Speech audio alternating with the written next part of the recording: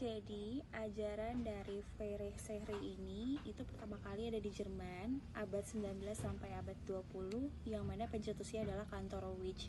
Dan untuk ajaran ini merupakan aliran bebas yang mana untuk hukumnya sendiri itu tidak dibentuk oleh badan legislatif dan mana juga menyatakan bahwa hukumnya itu terdapat di luar dari undang-undang.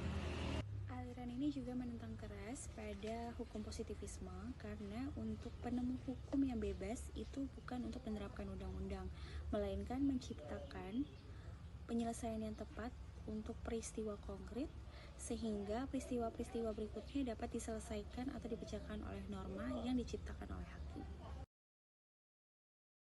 Oke, yang berikutnya saya akan coba menjelaskan pencetus dari aliran Freiheitslehre atau aliran hukum bebas. Menurut pandangan Ehrlich, teori dan praktek ini dimasukkan ke dalam penganut social logical jurisprudence, meragukan kelengkapan logika hukum dan menganggapnya sebagai fiksi atau ilusi saja. Ehrlich mendalilkan penemuan hukum secara bebas dalam semua kasus kecuali kasus-kasus yang hukumnya sudah jelas sifatnya ya. Pengecualian ini menuntut Ehrlich relatif sedikit. Stem dalam bukunya Freirechtsbewegung 1911 menuntut agar pengadilan berhak untuk mengubah hukum apabila hukumnya menghasilkan suatu malapetaka umum. Kemudian, Fah mengembangkan lagi ajaran yang sangat kuat ciri politiknya.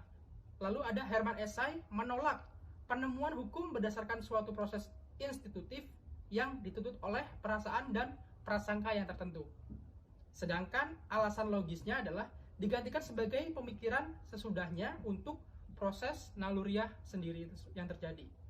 Dan dipakai untuk meyakinkan adanya dunia yang lain. Oke, demikian dari saya, akan dilanjutkan oleh rekan kelompok saya yang berikutnya. Terima kasih. Relevansi ajaran hukum bebas saat ini di Indonesia dapat dilihat dari dengan adanya aturan kekuasaan kehakiman dalam memutus perkara. Hal ini dapat dilihat dari Undang-Undang Nomor 48 Tahun 2009 tentang kekuasaan kehakiman dalam pasal 5 ayat 1. Dalam pasal 5 ayat 1 Undang-Undang Kekuasaan Kehakiman menegaskan bahwa hakim dan hakim konstitusi wajib menggali, mengikuti, dan memahami nilai-nilai dalam keadilan hukum yang ada dalam kehidupan masyarakat. Relevansinya saat ini, ajaran hukum bebas dalam konteks tersebut tidak menolak keberadaan undang-undang. Sebaliknya, ajaran hukum bebas ini mengakui keberadaan undang-undang sebagai rujukan ataupun acuan dalam sistem hukum.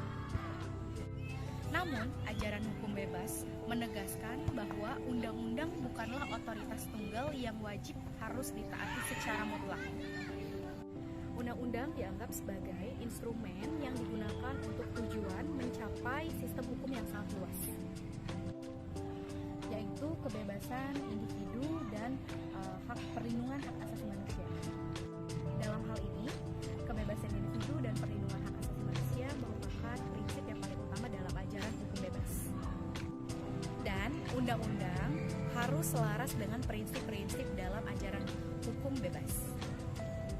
Relevansi ajaran hukum bebas saat ini juga dapat dilihat dari perlindungan hak-hak konstitusional warga negara, pemenuhan keadilan, dan pembangunan sistem hukum demokratis yang saat ini diterapkan dalam sistem hukum Indonesia. Relevansinya ajaran hukum bebas ini sebagai acuan dalam penegakan hak asasi manusia, kebebasan berpendapat, hak-hak sipil, dan persamaan di hadapan hukum. Hal-hal ini dapat dilihat juga dalam prinsip-prinsip negara yang berdemokratis. Selain itu, keadilan dan persamaan dan mengedepankan hak-hak individu itu juga termasuk dalam ajaran hukum bebas ini. Dalam hukum ajaran bebas ini bukan berarti hakim dapat semena-mena untuk memutuskan perkaranya sendiri sesuai dengan kehendaknya. Hakim tidak memiliki kebebasan penuh untuk memutus perkara atas kehendak dirinya sendiri. Di Indonesia, hakim terikat pada peraturan perundang-undangan dan undang-undang hakim itu sendiri. Jadi hakim tidak memiliki kebebasan penuh dalam memutus perkara sesuai dengan keinginan jaminannya. Perlu mempertimbangkan fakta dan bukti yang ada pada pengadilan.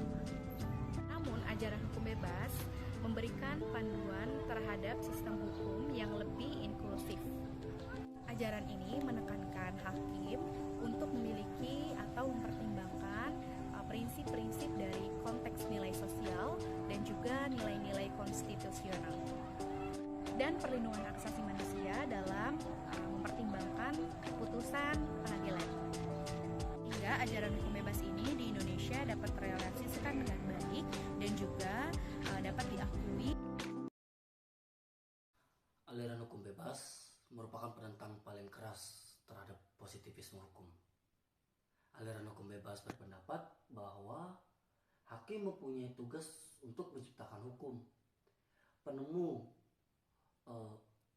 hukum yang bebas tugasnya bukanlah menerapkan undang-undang, tapi menciptakan penyelesaian yang tepat untuk peristiwa yang konkret, sehingga peristiwa tersebut dapat dipecahkan oleh norma yang diciptakan oleh hakim. Menurut Sudipmo Mertokusumo, penemuan hukum bebas bukanlah peradilan yang tidak terikat pada undang-undang.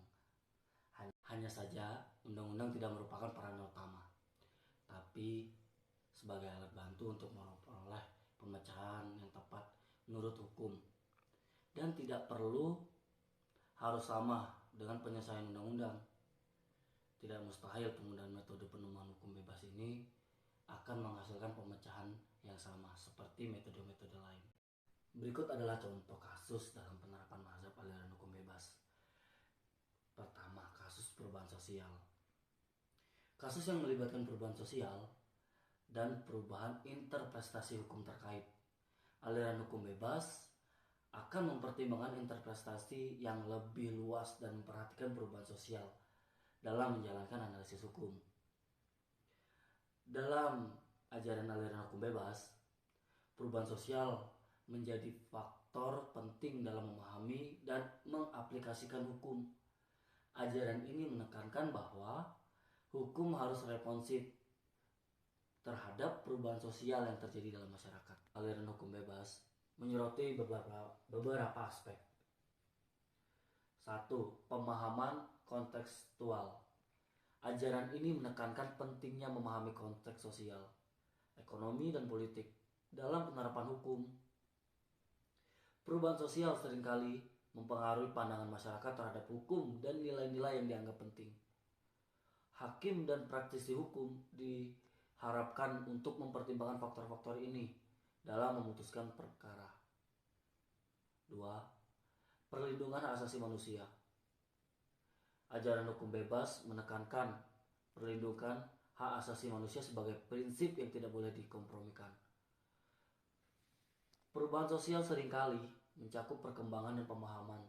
Perubahan sosial seringkali mencakup perkembangan dalam pemahaman dan pengakuan hak-hak individu.